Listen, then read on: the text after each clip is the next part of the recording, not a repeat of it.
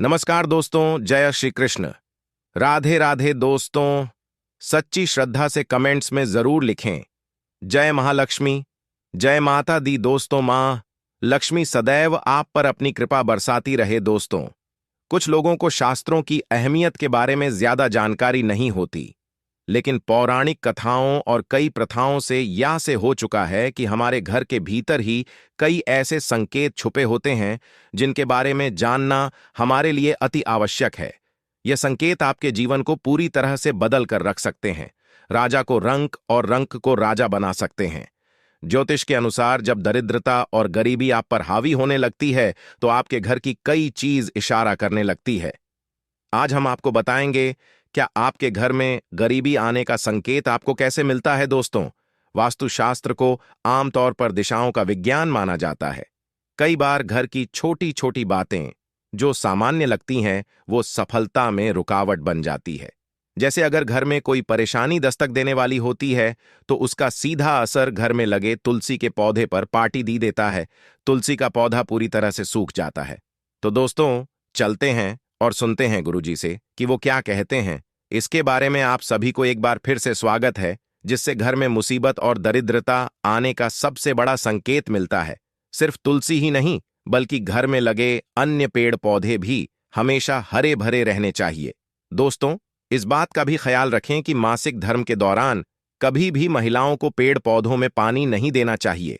अगर आपके घर में लगे पेड़ पौधों की पत्तियां सूख रही हैं तो उसे तुरंत कटवा लें। इससे आपके ऊपर कर्ज बढ़ने की सबसे ज्यादा संभावना बढ़ जाती है। रसोई घर में रात के झूठे बर्तनों को नहीं छोड़ना चाहिए। रसोई घर में पड़े रात के झूठे बर्तन और तवा कढ़ाई अगर आप झूठे छोड़ देते हैं तो घर में गरीबी आने का सब इससे बड़ा कारण माना जाता है। शास्त्रों में कहा गया है, जो व्यक्ति झूठे पड़े बर्तनों को साफ नहीं करता वह अपने जीवन में विफलता का ही सामना करता है। और जिस घर में झूठे बर्तनों को रात में ही धो दिया जाता है वहां पर लक्ष्मी जी का वास हो जाता है। भूलकर भी अपने सोने वाले कमरे में पलंग के सामने आईना नहीं लगाना चाहिए। ऐसा माना जाता है कि अगर पलंग के सामने आईना लगा हो तो इससे पति और पत्नी के बीच के रिश्ते में कड़वाहट पैदा होने लगती है।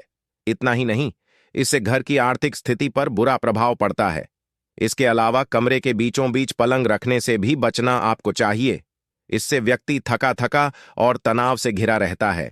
इसके साथ व्यक्ति के कार्यों में बाधाएं भी आती हैं और उसे परेशानियों को भी झेलना पड़ता है। घर में दूध उबलकर गिरना भी अशुभ माना जाता है।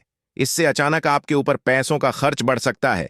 घर में लोग बीमार रहने लगते हैं। साथ ही ऐसा होने से पारिवारिक जीवन भी अस्त व्यस्त हो जाता है।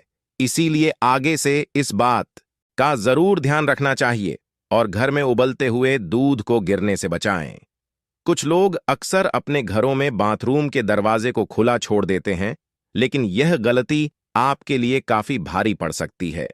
घर में बाथरूम का दरवाजा कभी भी खुला नहीं छोड़ना चाहिए।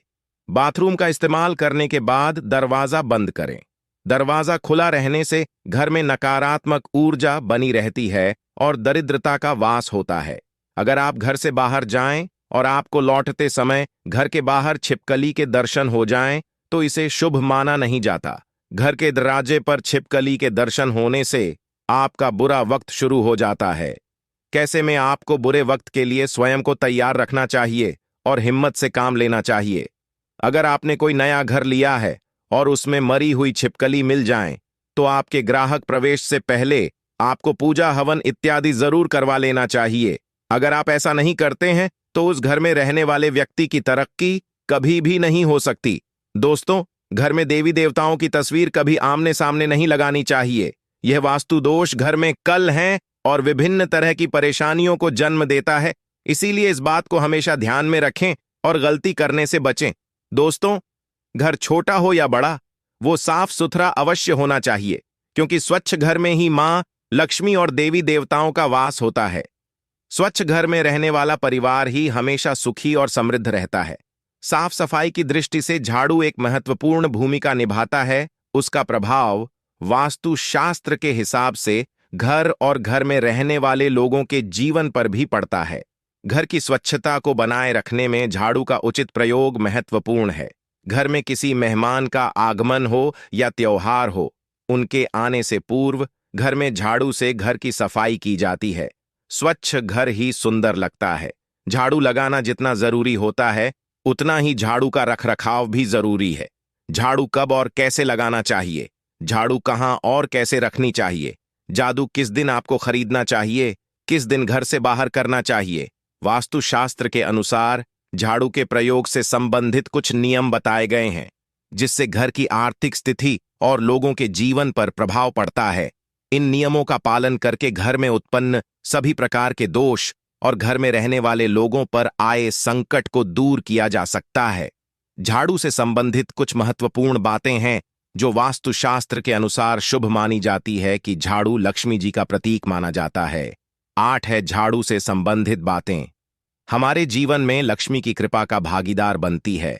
पुरानी काल से झाड़ू से संबंधित अनेक मान्यताएं, परंपराएं, शगुन, अपशगुन बातें बताई गई हैं और वास्तुशास्त्र में भी इसके प्रयोग से संबंधित बातें उल्लेखित हैं।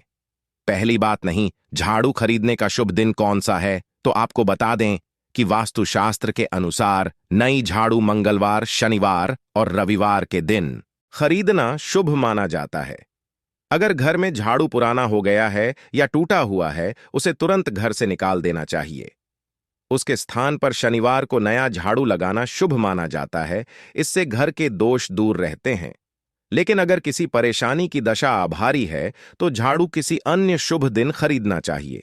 ज्योतिष शास्त्र के अनुसार झाड़ू को फेंकना या खरीदना शनिवार के दिन शुभ होता है और झाड़ू ऐसी जगह फेंक देना चाहिए जिस पर किसी का पैर न पड़े।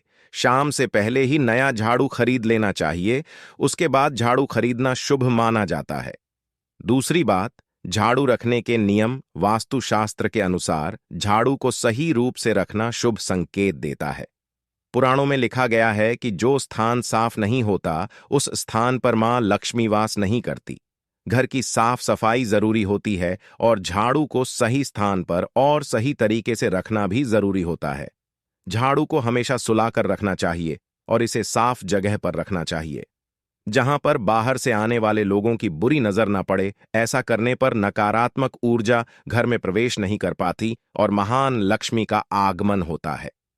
तीसरी बात, वास्तुशास्त्र के अनुसार इस बात का ध्यान रखना चाहिए कि झाड़ू से कभी भी उल्टी और विष्ठा साफ नहीं करनी चाहिए। गंदी नाली के पास भी झाड़ू कभी भी नहीं रखना चाहिए। झाड़ू को कभी भी पैर नहीं लगाना चाहिए, इससे झाड़ू का अपमान होता है और घर में गरीबी आने के अशुभ संकेत मिलते हैं। झाड़ू को कभी भी खड़ा करके नहीं रखना चाहिए। वास्तुशास्त्र के अनुसार झाड़ू को हमेशा लिटाकर ही रखना चाहिए। अगर झाड़ू पुरानी हो गई है या टूट चुकी है, तो तुरंत शनिवार के दिन शाम से पहले नई झाड़ू खरीद कर लानी चाहिए और पुरानी झाड़ू को उचित स्थान पर फेंक देना चाहिए, जैसे बहती नदी में या किसी वृक्ष के नीचे रख देना चाहिए।